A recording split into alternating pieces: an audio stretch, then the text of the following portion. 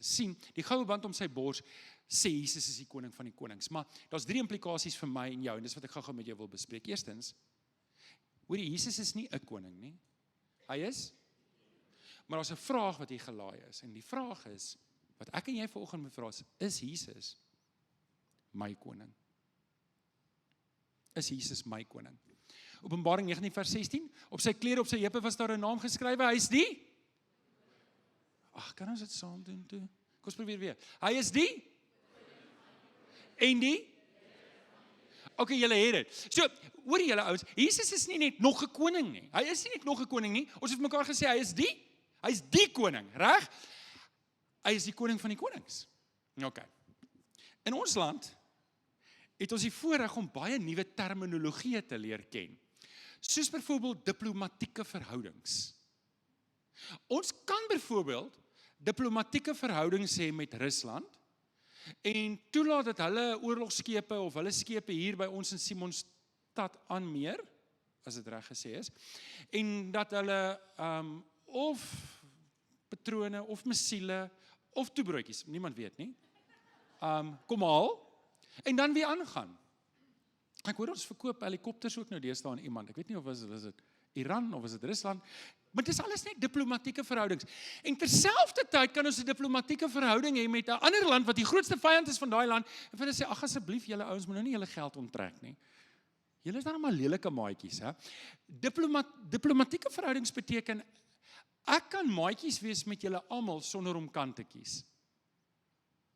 Dis wat ons doen. Daar's 'n ander term ook en dis wat hulle noem neutraliteit. Nog 'n term wat ons die laaste paar jare geleer het. Ons is neutraal. Maar neutraliteit beteken net ons sal gee vir wie ons wat ons wil gee. Ons hoef niemand 'n antwoord te gee daarvoor nie. Want julle volg nie die politiek nie, nee.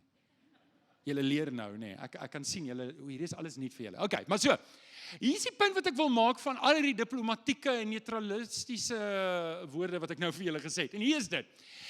Jesus doen nie diplomatieke verhoudings nie. Glad nie. Inteendeel, Jakobus 4 vers 4 sê, hierdie is Jesus se broer wat praat, net so by the way. Wie 'n vriend van hierdie wêreld wil wees, wys daarmee dat hy 'n vyand van God is. Verbeel jouself, die president van Amerika, ek kan nie nou op sy naam kom nie, sê vir die president van Suid-Afrika, as jy vir die president van Rusland enigiets gee, dan kom skiet ons julle almal vrek. Dis die implikasie van om te sê, ons handhaaf nie diplomatieke verhoudings nie. Hoor gou mooi, Jesus eis van my en jou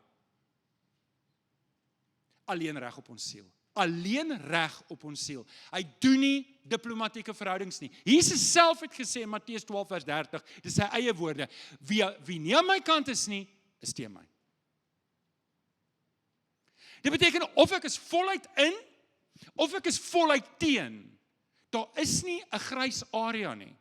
Jesus het 'n harde lyn in die sand getrek en gesê, jy moet besluit, of jy is vir my, of jy is teen my. Ouens, dit wat Jesus Christus aan die kruis gedoen het, was nie wishy-washy nie. Jesus eis, dat ek en jy nie 'n wishy-washy verhouding met hom sal hê nie. Stem julle saam? Kan julle amen sê daarop? Jesus doen nie diplomatieke verhoudings nie.